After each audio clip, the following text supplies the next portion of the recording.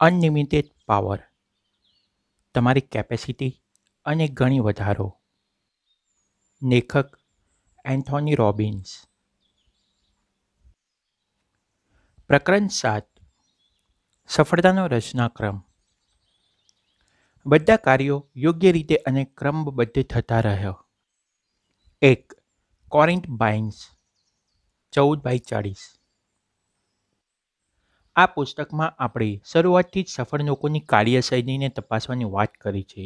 આપણે જાણ્યું કે સફળ થયેલા લોકો માનસિક લેવલે અલગ શું વિચારતા હોય છે અને તે અનુસાર એક્ટિવ થઈને કયા પ્રકારના સ્ટેપ લેતા હોય છે. જો આપણે પણ તેમની જેમ વિચારવા લાગીએ અને એમના જેવા જ સ્ટેપ ભરીએ તો આપણને પણ તેમના જેવી સફળતા મળી શકે. અહીં હજી એક વાત કરવાની બાકી રહી છે અને તે છે સફળતાનો રચનાક્રમ.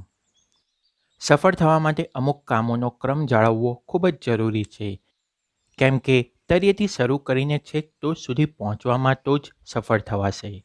તમને મનમાં પ્રશ્ન ઉદ્ભવે કે આ ક્રમનું મહત્ત્વ શું છે. તે પહેલાં જ હું એક ઉદાહરણ આપી દઉં. એક વાક્ય તપાસો. કીડી હાથીણી પર ચડી ગઈ. આ વાક્યમાં 5 શબ્દ છે અને વાક્ય બરાબર જણાય છે. હવે આ વાક્યના શબ્દનો ક્રમ ઉલટાવી નાખીએ તો બીજું વાક્ય બનશે, હાથીણી કીડી પર ચડી ગઈ. શું આ વાક્ય પહેલાં જેવો જ અર્થ ધરાવે છે? બિલકુલ નહીં. બીજા વાક્યમાં તો કીડીનું મૃત્યુ થઈ ગયું છે એવો અર્થ નીકળે છે. શબ્દો એના એ જ છે, પણ વાક્ય રચના કે શબ્દોના યોગ્ય ક્રમનો ફેર છે. કમ્પ્યુટરને ચાલુ કરવા માટે પણ અમુક ચોક્કસ ક્રમમાં જ તેની બધી કી દબાવવી પડે છે. તે જ બધી કીને મન ફાવે તેમ ક્રમમાં દબાવીએ તો કમ્પ્યુટર ચાલુ જ નહીં થાય. તો આ છે ક્રમનું મહત્ત્વ. આપણા મગજને જે ક્રમમાં સિગ્નલ મળે છે તે મુજબ તે જે તે લોકોને અનુભવે છે. જો ક્રમ બદલાયો તો અનુભવ પણ અલગ જણાશે. આપણે સફળ લોકોના બધા જ સ્ટેપ્સને અનુસરીએ પણ ક્રમ જાળવવામાં ભૂલ કરી બેસીએ તો આપણને ઈચ્છિત પરિણામ કરતાં કંઈક અલગ જ પરિણામ મળે તે સંભવ છે. ઈચ્છિત પરિણામ મેળવવા માટે મન સામે યોગ્ય આંતરિક રજૂઆત જરૂરી હોય તેવી સબમોડાલિટીઓનો યોગ્ય ઉપયોગ અને આપણી કાર્યશૈલીનો ક્રમ, આ બધું જ જરૂરી છે. જો આમ થાય તો જ ઈચ્છિત પરિણામ મેળવી શકાશે. આ ત્રણેય બાબતોનો ખ્યાલ રાખીને આપણી સફળતા માટે આપણે તૈયાર કરેલી એક વ્યૂહરચના થઈ, જેને આપણે સ્ટ્રેટેજી તરીકે ઓળખીને આગળ વધીશું. જીવનમાં કંઈ પણ મેળવવા માટે ચોક્કસ સ્ટ્રેટેજી અપનાવવી પડે છે. પછી તે પ્રેમ હોય કે પ્રોત્સાહન, નિર્ણય લેવાની વાત હોય કે કોઈક તરફથી આકર્ષણની વાત હોય. આપણે જાણીએ છીએ કે કોઈક ગણતરીપૂર્વક આગોતરા આયોજન વિના કામ થતું નથી. જો આપણે પ્રેમ મેળવવા માટેની સ્ટ્રેટેજી સમજી લઈએ તો મનગમતો પ્રેમ મેળવી શકીએ. નિર્ણય લેવાની શક્તિ કેળવવા માટે સ્ટ્રેટેજી શીખી લઈએ તો મનગમતો નિર્ણય લઈ શકીએ. તેનો અર્થ એ થયો કે આપણે કોઈ પણ લાગણીનો અનુભવ કરવો હોય તો તે માટે આવશ્યક સ્ટ્રેટેજીને ઓળખી લેવી આવશ્યક છે. કોઈ પણ પરિણામ મેળવવા માટેની આ સ્ટ્રેટેજીને આપણે બેકિંગ સાથે સરખાવી શકીએ. બેકિંગ એ એક કળા છે. બેક કરીને બનાવવામાં આવતી બધી જ વાનગીઓ એ પ્રકારની હોય છે કે જો તેની વિધિમાં ક્યાંક સહેજે ભૂલ થઈ ગઈ તો પરિણામ બગડ્યું જ સમજો. પરંતુ જો કોઈ વ્યક્તિ હંમેશા સુંદર કેક બનાવી શકતી હોય તો તમે તેવી કેક ચોક્કસ બનાવી શકો. માત્ર એટલી શરત કે તમારી પાસે તે કેક બનાવવાની તે વ્યક્તિની રેસિપી હોવી જોઈએ. અહીં આપણે કહી શકીએ કે આ રેસિપી એટલી જ સ્ટ્રેટેજી. આ સ્ટ્રેટેજી એ બીજું કંઈ નથી પરંતુ જરૂરી હોય ત્યાં રિસોર્સિસનો ઉપયોગ કરીને અને ચોક્કસ ક્રમમાં અમુક સ્ટેપ લઈને ઈચ્છિત પરિણામ મેળવવાની વાત છે. જો તમે આ સ્વીકારતા હો કે આપણા બધાની પાસે એક સરખું જ્ઞાનતંત્ર છે તો આપણી પાસે જે છે એ સોર્સિસ પણ એક સરખા છે એમ કહી શકાય. જોઈતું પરિણામ મેળવવા માટે સોર્સિસનો ઉપયોગ કરવો તેનું નામ સ્ટ્રેટેજી. જો કોઈ તેનો સૌથી સુંદર ઉપયોગ કરી શકે તો એમ કહેવાય કે તે ખૂબ સરસ સ્ટ્રેટેજી અપનાવે છે, તેથી તે ધાર્યું પરિણામ મેળવી શકે છે. વળી આ બાબત માત્ર વ્યક્તિ ઘડતર કે કેક બેકિંગ પૂરતી જ સીમિત નથી. બિઝનેસમાં પણ તેવું જ છે. જો કોઈ બિઝનેસમેન પાસે ઉત્તમ સોર્સિસ હોય પણ સ્ટ્રેટેજી ઉત્તમ ન હોય તો સાધારણ સોર્સિસ ધરાવતી પણ ઉત્તમ સ્ટ્રેટેજી ધરાવતી અન્ય કંપની તેને હરાવી શકે છે. જો પેલા કેક નિષ્ણાત પાસેથી કેક બનાવવાની રેસિપી મેળવશો, તેને અનુસરશો, તો ધાર્યું પરિણામ મેળવી શકશો. આ કામ બિલકુલ કઠિન નથી. તે નિષ્ણાતોને વર્ષોની મહેનતથી કેક બેક કરવાની ચોક્કસ રેસિપી શોધી કાઢી છે. તમારે તો માત્ર તેનું અનુસરણ જ કરવાનું છે. આમ, મોડેલિંગની આ યુક્તિથી તમે સારી કેક બનાવવાની સ્ટ્રેટેજી વિકસાવવાની ઝંઝટમાંથી સંપૂર્ણપણે બચી ગયા છો. આર્થિક સફળતા, તંદુરસ્તી, સુખની શોધ કે પ્રેમ, આ બધી જ બાબતો માટે યોગ્ય સ્ટ્રેટેજીનો અમલ જરૂરી છે. તમારા માટે આનંદના સમાચાર એ છે કે આ યોગ્ય સ્ટ્રેટેજી તમારે નવેસરથી વિકસાવવાની કોઈ જ જરૂર નથી. માત્ર જે તે ક્ષેત્રની સફળ વ્યક્તિને અનુસરો. તેમણે સ્ટ્રેટેજી શોધી જ છે. તમારે માત્ર તેમને મોડેલ તરીકે અપનાવીને તેમની સ્ટ્રેટેજી પર આગળ વધવાનું છે. વિશ્વાસ રાખજો, યોગ્ય સ્ટ્રેટેજી ઇચ્છિત પરિણામ તરફ ચોક્કસ લઈ જશે. સ્ટ્રેટેજી આપણને કઈ રીતે દિશા નિર્દેશ આપશે? સૌથી પહેલાં તો તે આપણને જરૂરી સામગ્રીની યાદી જણાવશે. કેકની વાત પરથી એક વ્યક્તિની વાત પર આવીએ તો આપણે સફળતાની સ્ટ્રેટેજીને અમલમાં મૂકવા માટે જરૂરી સામગ્રીઓ તરીકે આપણી 5 ઇન્દ્રિયોનો ઉપયોગ કરવાનો થશે. આપણે જાણીએ છીએ કે આંખ એટલે જોવું, કાન એટલે સાંભળવું, નાક એટલે સૂંઘવું, જીભ એટલે સ્વાદ પારખવો અને ત્વચા એટલે અનુભવવું. એ 5 ઇન્દ્રિયો છે. આપણે સૌ તેનો અલગ અલગ પ્રમાણમાં ઉપયોગ કરીએ છીએ, પરંતુ આપણે જાણીએ છીએ કે મન ફાવે તેટલા પ્રમાણમાં ચીજ વસ્તુઓ ઉમેરવાથી કેક બનશે નહીં. તેના માટે ચોક્કસ પ્રમાણમાં જ આ ચીજો લેવાની થશે. આ ચોક્કસ પ્રમાણ એટલે ચોક્કસ સબમોડાલિટીઓ. કોઈક ચોક્કસ કામ કરવા માટે આપણે વિઝ્યુઅલ સબમોડાલિટીને કેટલા પ્રમાણમાં મહત્ત્વ આપવાનું છે અને કાઇનેસ્ટિક મોડાલિટીનો કેટલો વધુ કે કેટલો ઓછો ઉપયોગ કરવાનો છે, તેની પર ધ્યાન આપવાનું થશે. શું આજનેથી વાત પતી ગઈ? કેક બની ગઈ? ના. આ ચીજવસ્તુઓ નિયત માત્રામાં ક્યારે એકઠી કરવી, પછી શું કરવું, ક્યારે બેક કરવી, કેટલા સમય માટે, કેટલા તાપમાને બેક કરવી, એ જ તો બેકિંગની કળા છે. અહીં તમે જોઈ શકશો કે અહીં ક્રમનું મહત્ત્વ છે.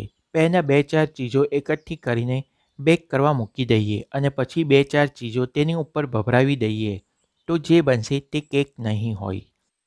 કોઈક ભળતી સળતી વાનગી જ હશે, જે મોટાભાગે તો સ્વાદિષ્ટ પણ નહીં હોય. કેક બનાવવા માટે તો નિયત ચીજો નક્કી કરેલા પ્રમાણમાં એકઠી કરીને ક્રમાનુસાર બેક કરવામાં આવે, ત્યારે જ પેલા એક્સપર્ટ જેવી કેક બને. આપણે બને જાણતા ન હોઈએ, પરંતુ આપણું બધું જ કામ જાણીએ અજાણીએ કોઈક સ્ટ્રેટેજી મુજબ જ થાય છે. દરેક વ્યક્તિની પ્રેરણા મેળવવાની સ્ટ્રેટેજી અલગ હોય, પરંતુ કોઈ ચોક્કસ સ્ટ્રેટેજી હોય તો ખરી જ. અમુક ચોક્કસ ક્રમમાં આપણા મગજ સુધી અમુક વાત પહોંચે અને ત્યારે જ આપણું મગજ સક્રિય બનીને ચોક્કસ પરિણામ લાવે. આ રીતે દરેક સ્ટ્રેટેજી પોતાની રીતે કામ કરતી રહે. જેમ ડિજિટલ લોકમાં ચોક્કસ આંકડાઓનો પિનકોડ નાખવો પડે અને ચોક્કસ ક્રમમાં જ નાખવો પડે, ત્યારે જ તે તાળું ખુલે.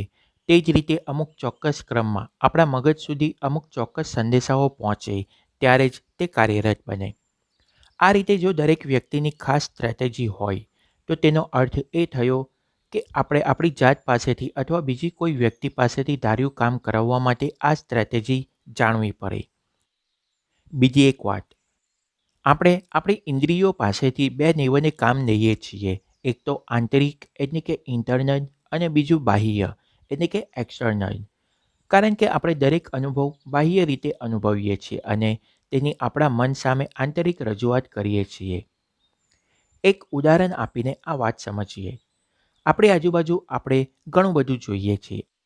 આ આપણી દ્રષ્ટિનો અથવા આંખનો બાહ્ય અનુભવ થયો, પરંતુ આજના પ્રકરણમાં આપણે જોયું કે આપણી વિઝ્યુઅલ સબમોડાલિટીનો ઉપયોગ કરીને આપણે ઘણી બધી કલ્પનાઓ કરતા હોઈએ છીએ કે અમુક સમયનું દૃશ્ય કેવું હતું, સમુદ્ર કિનારે કેવો હતો, વાદળ કેવા હતા. આ બધું આપણે જોયું ન હોવા છતાં આપણી આંખ સામે ઊભું થતું હતું. તેને આપણે મન સામે થતી આંતરિક રજૂઆત કહીશું. અન્ય સબમોડાલિટી માટે પણ આ રીતે આંતરિક અને બાહ્ય એમ 2 અનુભવો હોઈ શકે. તમે ટ્રેનની વ્હિસલ સાંભળો, તે તમારો ઓડિટરી એક્સટર્નલ અનુભવ થયો. તમે ટ્રેનની વ્હિસલને યાદ કરીને મનોમન તેનો અવાજ સાંભળો, તે ઓર્ડિનરી ઇન્ટરનલ અનુભવ થયો. જો ટ્રેનનો વિષયનો ટોન મહત્ત્વનો હોય તો આપણે તેને ઓડિટરી ટોન જ કહીશું.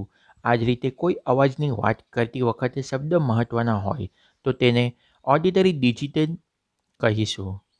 કાઇનેસ્થેટિક સબમોડાલિટીની વાત કરીએ તો કોઈ ચીજને અડીને નીસો કે ખરબચડો હોવાનો અનુભવ મેળવીએ તેને કાઇનેસ્થેટિક એક્સટર્નલ કહીશું.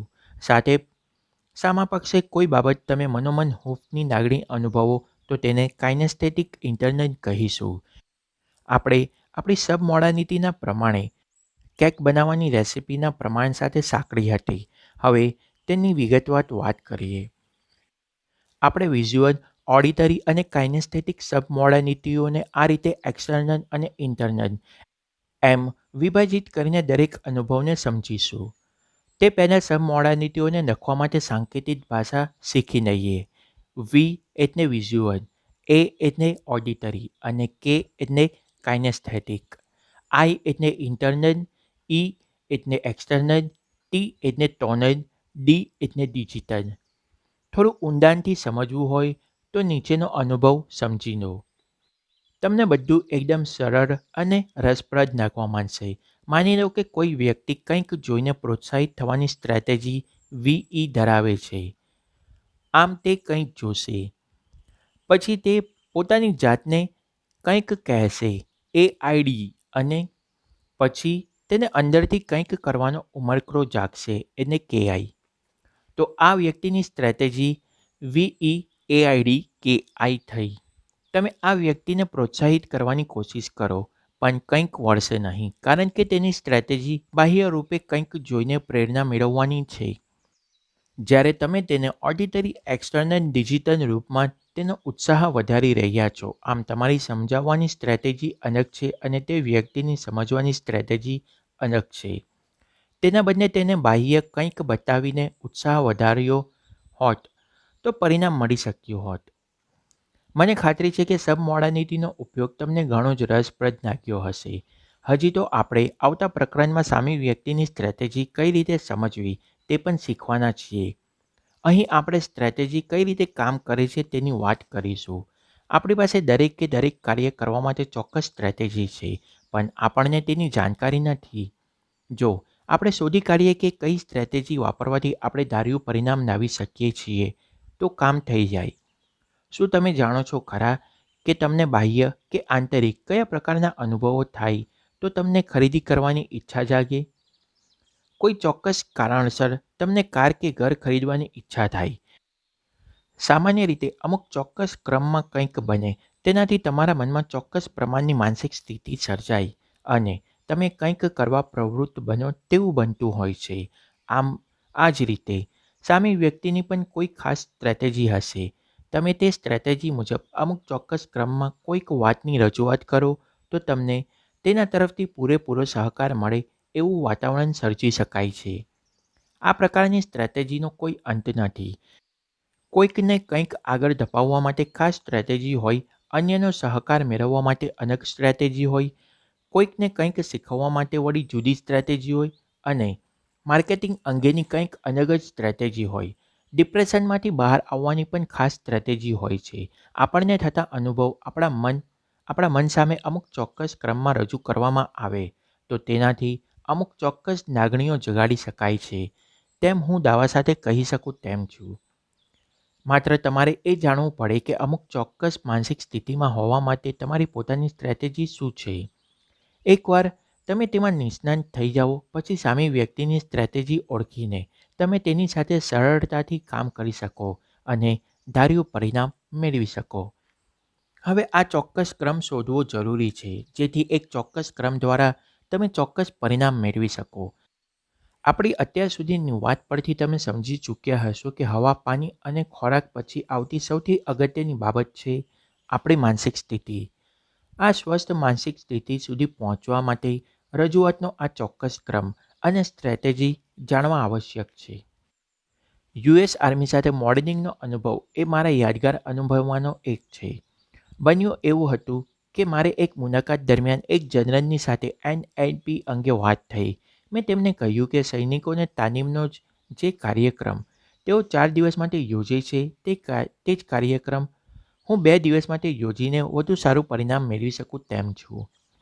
જનરલને મારી વાત કંઈક વધારે પડતી લાગી એટલે તેમાં તેમને રસ પડ્યો. મને NLP સ્કિલની તાલીમ આપવા માટે આર્મી તરફથી આમંત્રણ મળ્યું. મેં એ તાલીમ આપી તે તેમને પસંદ આવી એટલે તેમને તાલીમ કાર્યક્રમ દ્વારા વધુ અસરકારક પરિણામ મેળવવા માટે મારો સંપર્ક કર્યો. મને કહેવામાં આવ્યું કે જો ધાર્યું પરિણામ આવશે તો જ મને નાણાકીય વળતર આપવામાં આવશે. તેમનો સૌથી પહેલો પ્રોજેક્ટ .45 કેનિબલની પિસ્તોલની નિશાનબાજી કરવાનો હતો.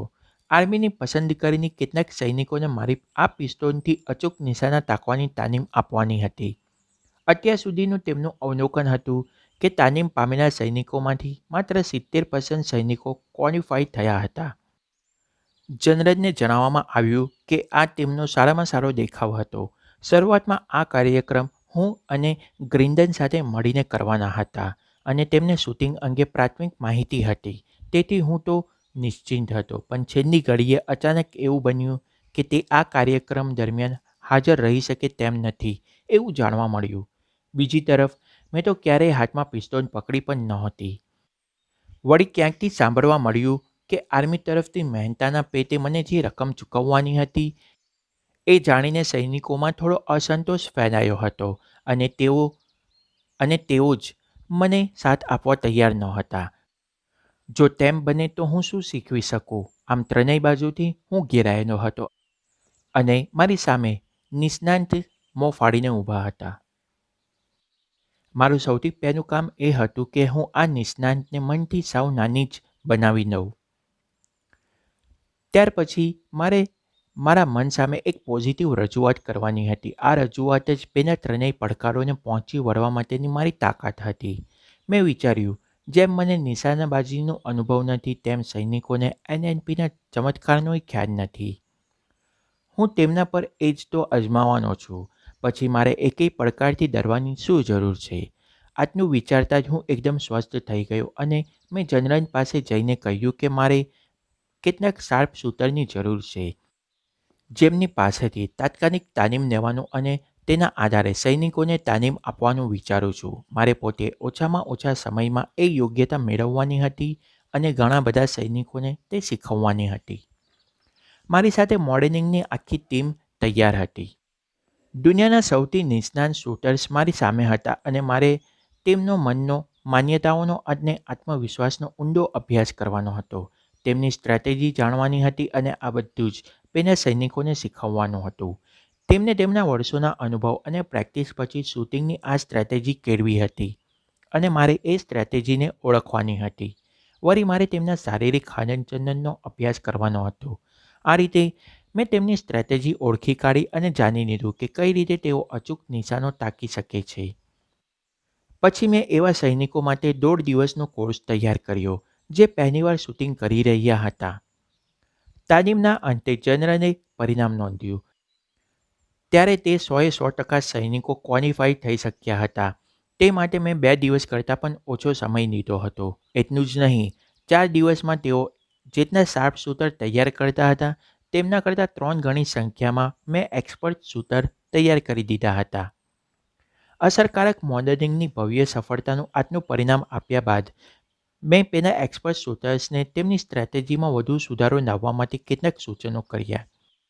1 કલાક પછી એક શૂટરે છેલ્લા 6 મહિનામાં જેટલા નિશાનો વીંધ્યા હતા તેના કરતાં વધુ નિશાનો વીંધી બતાવ્યા. બીજા શૂટરે હમણાં જ જે અચૂક નિશાનો વીંધ્યા હતા આપણે તેને બુલ્સ આઈસ કહી શકીએ તેના કરતાં વધુ ચોકસાઈભરી શૂટિંગ કરી બતાવ્યું. સામા પક્ષે તેમના કોચ એટલે કે મેં શૂટિંગમાં તેમને પણ હંફાવે તેવી ટક્કર આપી.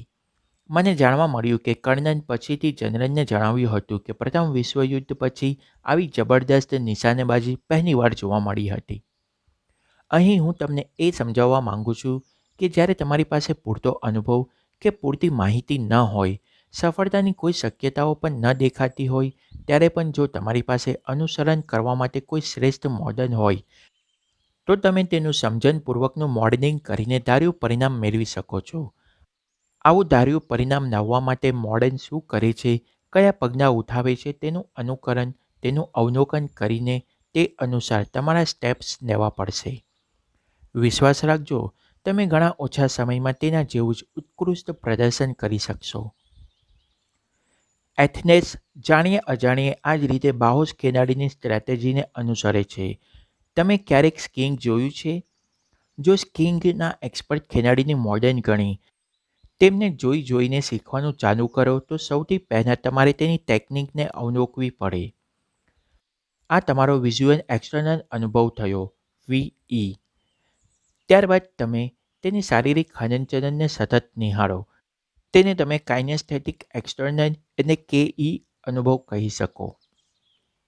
તેને જોતજોતામાં તમે પણ તેની જેમ હલનચલન કરવા લાગશો. આ તમારો કાઇનેસ્થેટિક ઇન્ટરનલ KI અનુભવ થયો.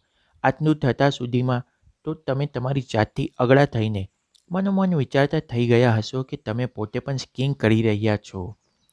તમારી આંખ સામે તમે પોતે સ્કીઇંગ કરી રહ્યા હો તેવું દ્રશ્ય ઊભું થઈ ચૂક્યું હશે, જે તમારે માટે એક ડિસએસોસિએટેડ ચિત્ર હશે, કારણ કે તે ચિત્રની બહાર રહીને તમે તમારી જાતને સ્કીઇંગ કરતી કલ્પી રહ્યા હશો.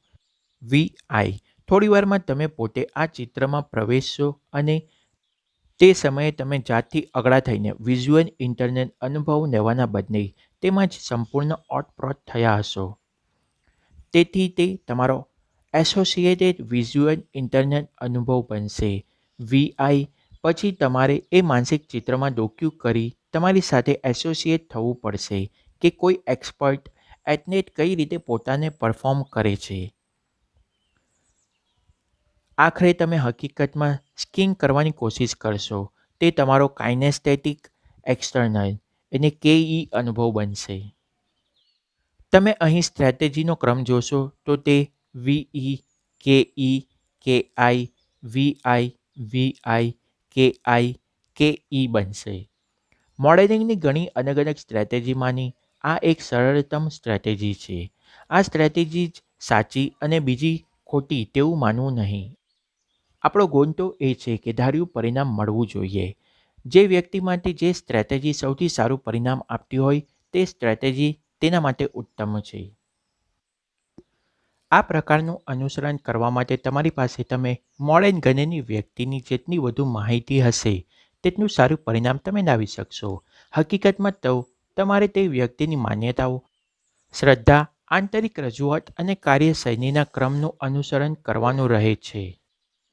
આમ છતાં તમે શારીરિક હલનચલનનું બાહ્ય અવલોકન કરશો તો પણ તમને ફાયદો ચોક્કસ થશે.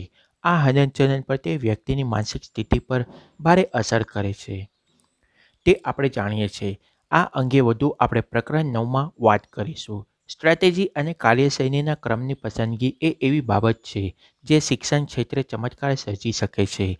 શિક્ષણના બે અભિન્ન પાસા છે, ભણવું અને ભણાવવું. તેથી કહી શકાય કે શિક્ષકની ભણાવવાની સ્ટ્રેટેજી અને વિદ્યાર્થીની શીખવાની સ્ટ્રેટેજી એ બંને વચ્ચે તાલમેલ હોય તે જરૂરી છે. જો શિક્ષકની પોતાની સ્ટ્રેટેજી ઉત્તમ હોય પણ વિદ્યાર્થીની શીખવાની સ્ટ્રેટેજી તેના કરતાં અલગ હોય તો ધાર્યું પરિણામ લાવી શકાશે નહીં. આપણે એક દાખલો લઈએ, આ વાત સમજીએ. ઘણા બાળકોને સ્પેલિંગ યાદ રાખવામાં તકલીફ થાય છે. તેનો અર્થ એ નથી કે તેઓ મર્યાદિત બુદ્ધિશક્તિ ધરાવે છે. ખરેખર તો સ્પેલિંગ યાદ રાખવા માટે જરૂરી એ છે કે વિદ્યાર્થી કયા ક્રમમાં સ્પેલિંગને મનમાં ઉતારે છે, તેમજ તમે જે કંઈ પણ જુઓ છો, સાંભળો છો કે અનુભવો છો તે મગજમાં ક્યાંક સંગ્રહ પામે છે. ક્યારેક તો તમારી જાણ બહાર પણ ઘણું બધું સંકળાયેલું હોય છે. સંશોધન જણાવે છે કે વ્યક્તિને સંમોહિત કરીને અજાણતા એકઠી થયેલી આ માહિતી પણ બહાર કઢાવી શકાય છે. જો તમે સાચો સ્પેલિંગ યાદ ન રાખી શકતા હોવ તો એ શક્યતા છે કે તમે તમારા મનમાં આ સ્પેલિંગ યાદ રાખતી વખતે અસરકારક રજૂઆત કરવામાં જ ગફલત કરી બેસો છો. સ્પેલિંગ એ એવી વસ્તુ નહીં જે અનુભવીને કે સાંભળીને યાદ રાખી શકાય. તેને યાદ રાખવાનો સૌથી અસરકારક રસ્તો છે વિઝ્યુઅલ સબમોડાલિટીનો ઉપયોગ. જો તમે કોઈ સ્પેલિંગ તમારી નજર સામે વાંચીને વિઝ્યુઅલ સબમોડાલિટીનો ઉપયોગથી મગજમાં યાદ રાખો તો લાંબો સમય પછી પણ તમે સ્પેલિંગ લખવામાં ભૂલ નહીં કરો. એક અઘરો સ્પેલિંગ લખતી વખતે આ સમજીએ. આલ્બુકર્ક એ બાળકો માટે સહેજ અઘરો સ્પેનિંગ છે, પરંતુ વિઝ્યુઅલ સબમોર્ડાનિટીનો ઉપયોગથી જો આ સ્પેનિંગ યાદ રાખવામાં આવે તો જ્યારે પણ તે સ્પેનિંગ પૂછાય ત્યારે બાળકની નજર સામે તેના અક્ષરો યોગ્ય ક્રમમાં જ દેખાવા લાગશે. બેન્ડનર અને ગ્રિન્ડરે એનએલપીની ટેકનિક વિકસાવતી વખતે એ પણ શોધી કાઢ્યું હતું કે ભૂતકાળની કોઈક બાબત યાદ કરતી વખતે આપણે આપણી આંખને જે દિશામાં ફેરવીએ છીએ તે પરથી આપણા બ્રેઇનમાં તે યાદ કઈ જગ્યાએ સંગ્રહિત થઈ છે તેની માહિતી મળી શકે છે. આ વિશે આપણે વિગતવાર વાત આવતા પ્રકરણમાં કરીશું, પરંતુ અહીં એટલું જાણી લઈએ કે મોટાભાગના લોકો તેમની વિઝ્યુઅલ સબમોર્ડાનિટીનો ઉપયોગ કરતા હોય તો જૂની વાત યાદ કરવા માટે તેમની આંખોનો દોરો ઉપરની તરફ અને પછી તેમની ડાબી તરફ ઘૂમતા હોય છે. લાંબા સ્પેનિંગ યાદ રાખવા માટે તેના ટુકડાઓમાં વિભાજિત કરી નાખો. જાગ્રત મનથી આપણે 5 થી 9 જેટલા અક્ષરો એકસાથે યાદ રાખી શકીએ, પરંતુ સ્પેલિંગ લાંબો હોય ત્યારે તેના ટુકડાઓમાં વિભાજિત કરી નાખવાથી નાના ટુકડાઓ યાદ રાખવા ઘણા સહેલા પડશે. અહીં અનબુ, ક્વેડ અને ક્વિક આ 3 ટુકડાઓ સરળતાથી યાદ રહી જશે અને તેને યાદ રાખવા માટે તમે વિઝ્યુઅલ સબમોર્ડાનિટીનો ઉપયોગ કરી જ શકો છો. સૌ પ્રથમ પહેલો ટુકડો આંખ સામે લાવો અને તેને જોતા જ રહો. પછી આંખ બંધ કરીને તે ટુકડાને જોવાનો પ્રયાસ કરો. 5 થી 6 વાર આમ કરશો એટલે તમારા મનમાં અનબુ એટલે ANBU જાણે એ છપાઈ જશે. આ જ રીતે બંને ટુકડાઓને યાદ રાખી લો. તમે જ્યારે પણ આ સ્પેલિંગ યાદ કરશો ત્યારે પહેલો ટુકડો અનબુ, બીજો ટુકડો ક્વેરી એટલે QUER અને ત્રીજો ટુકડો QUE ચોક્કસ ક્રમમાં તમારી આંખ સામે આવી જશે. અહીં તમારે મોડેથી ગોખવાની કંઈક જરૂર પડશે નહીં. તમે આ રીતે સ્પેલિંગ યાદ રાખ્યા હશે તો તમે આવા કંઈક અટપટા સ્પેલિંગ ઊંધા પણ બોલી શકો તેની હું ખાતરી આપું છું. આપણે આગળ જોયું તે મુજબ શિક્ષક માટે વિદ્યાર્થીની શીખવવાની કઈ સ્ટ્રેટેજી તે જાણવું પણ ખૂબ જરૂરી બને છે. દરેક વ્યક્તિનો ગ્રાસ્પિંગ પાવર અલગ અલગ હોય છે, પરંતુ દુર્ભાગ્ય એ છે કે શિક્ષક એક જ રીતે પોતાના બધા જ વિદ્યાર્થીઓને ભણાવવાનો આગ્રહ રાખે છે. પરિણામ શું આવે છે તે જાણો છો? થોડા સમય પહેલાં મારી પાસે એક યુવાનને મોકલવામાં આવ્યો હતો જે ભણતો હતો. ત્યાં તેને ડિસ્લેક્સિક તરીકે ઓળખાવીને ખાસ્સો એવો 6.5 પાનાનો રિપોર્ટ તૈયાર કરવામાં આવ્યો હતો કે તે સરખી રીતે સ્પેલિંગ પણ લખી શકતો નથી અને મનોવૈજ્ઞાનિક સમસ્યાઓનો સામનો કરતો હોવાથી નિશાળમાં ભણી શકે તેમ નથી. હું તો તેને જોતવંતે જ સમજી ગયો હતો કે તે પોતાના સઘળા અનુભવો મેળવવા માટે કાઇનેસ્થેટિક સબમોર્ડાનિટીનો ઉપયોગ કરતો હતો, જે સામાન્ય રીતે ઓછી વપરાતી સબમોર્ડાનિટી છે. મારે માટે આટલી માહિતી તો પૂરતી હતી. ભણતરની આપણી પદ્ધતિમાં વિઝ્યુઅલ અને ઓડિટરી મોર્ડાનિટીનો સૌથી વધુ ઉપયોગ થાય છે અને શિક્ષક પણ એ જ આશા રાખે છે કે વિદ્યાર્થીઓ પણ આ મોર્ડાનિટીનો જ ઉપયોગ કરીને ભણે. આ યુવાનના કમનસીબે ભણાવવામાં કાઇનેસ્થેટિક મોર્ડાનિટીનો સૌથી ઓછો ઉપયોગ હતો અને તેની તો આ મોર્ડાનિટી સૌથી તેજ હતી.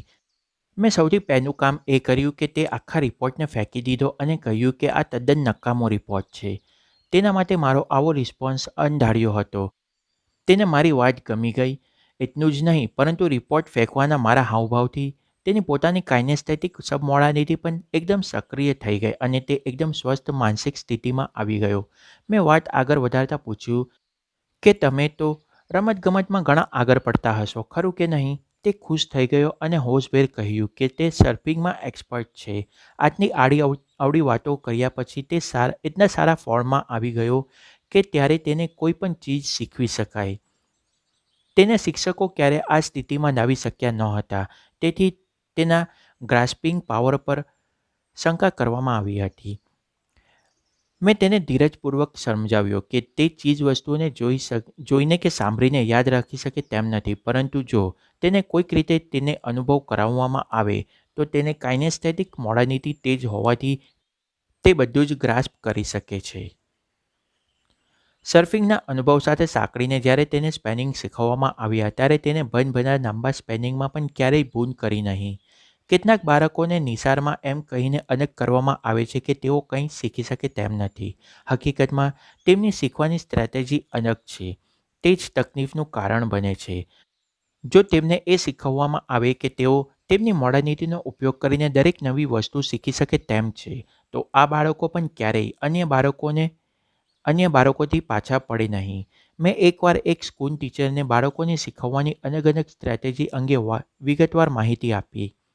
આ સ્કૂલ ટીચર 11 થી 14 વર્ષની વયના અને ભણવામાં ઢ ગણાતા બાળકોને સ્પેલિંગ શીખવતા. મારી પાસેથી સ્ટ્રેટેજી શીખ્યા બાદ તેમણે નોંધ્યું કે જેમને તેઓ ચિત્ર બતાવીને કે લખીને ભણાવતા તે બાળકોની વિઝ્યુઅલ મોડાલિટી ઘણી નબળી હતી. તેથી તેમાંથી ભાગ્યે જ કોઈ 70% વધુ માર્ક્સ લાવી શકતું.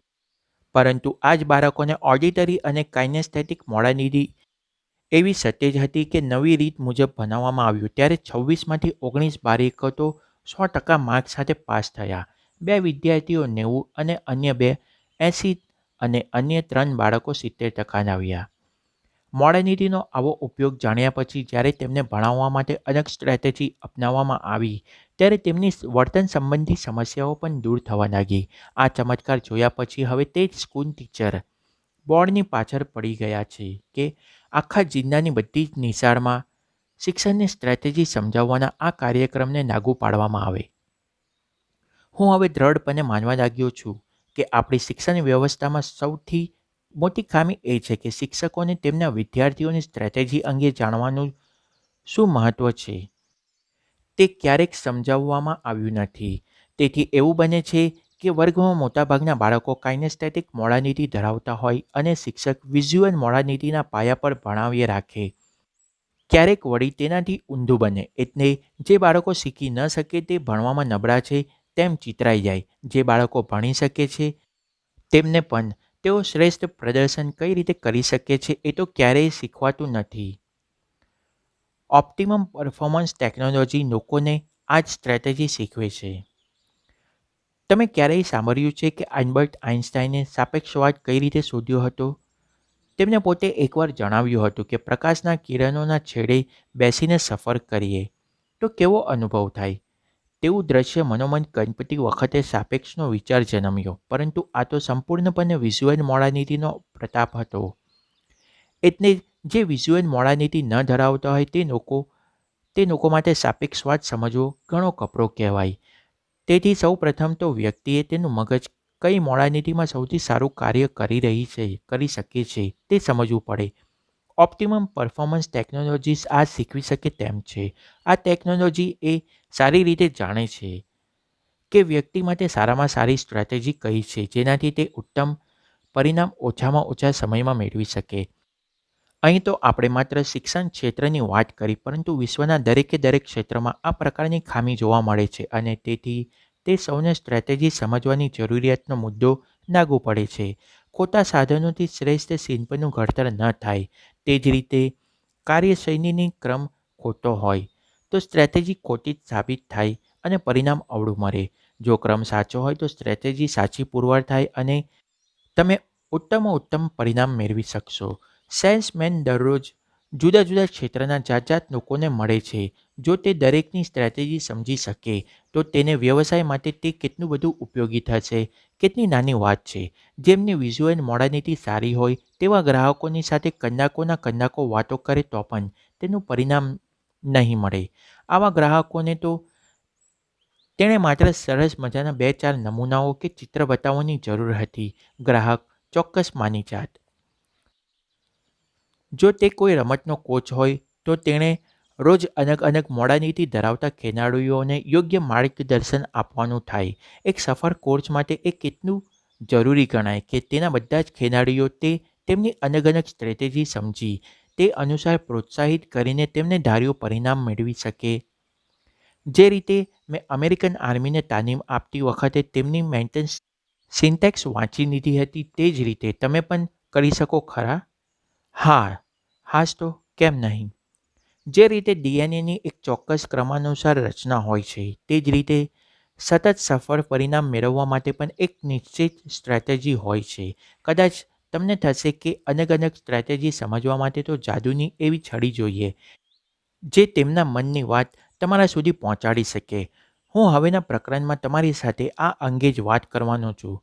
મનની વાત જાણવા માટે તમારે કંઈક તેના મન સુધી જવાની જરૂર નથી. વ્યક્તિની આંખો અજાણતા જ ઘણું બધું કહી દેતી હોય છે. આપણે આ આંખોની ભાષા શીખવાની છે.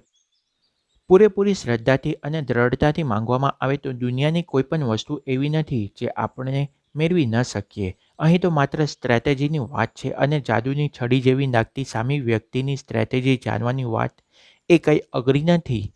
તમે હવે પછીના પ્રકરણમાં તે જોઈ શકશો. નિત્ય જ્ઞાન ઓડિયોઝ. આગળના ઓડિયો બુકમાં આપણે જોઈશું પ્રકરણ 8. અન્યની સ્ટ્રેટેજી કઈ રીતે સમજવી. Unlimited power. તમારી કેપેસિટી અને ઘણી વધારો. લેખક એન્થોની રોબિન્સ. આ ઓડિયો બુક સાંભળવા બદલ તમારો આભાર. જો તમને આ ઓડિયો બુક ગમ્યો હોય તો આને લાઈક અને શેર જરૂર કરજો. અને જરૂરી લાગે મારા માટે કોઈ કમેન્ટ હોય તો તેને નીચે ડિસ્ક્રિપ્શનમાં કમેન્ટ બોક્સમાં જરૂર લખજો. આવા જ બીજી ઘણી પુસ્તકોના ઓડિયો બુક મેળવવા માટે આ ચેનલને સબસ્ક્રાઈબ જરૂર કરજો અને તે નોટિફિકેશન તમને તરત જ મળે તેના માટે બેલ આઇકનને જરૂર ક્લિક કરજો. આ ઓડિયો બુક સાંભળવા બદલ તમારો આભાર. તમારો દિવસ શુભ રહે.